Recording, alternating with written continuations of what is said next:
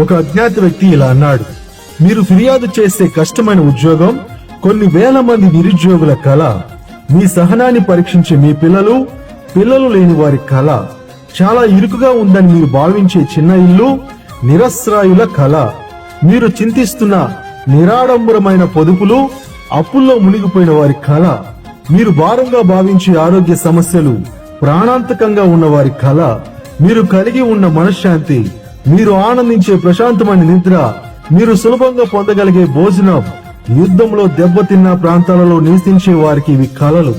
మనకున్న ప్రతి దానిని మనం గౌరవించాలి. దేవుడు వాక్యం చెప్తుంది యాకోబు 4:14లో, రేపేమి సంభవించడం మీకు తెలియదు, మీ జీవం ఏపాటిది, మీరు కొంతసేపు కనపడి అంతలో మాయమైపో ఆవిరి వంటి వారే. కనుక ఉన్నదాంట్లో సంతృప్తి, లేని దాని కోసం ఉండకూడదు ప్రీతి.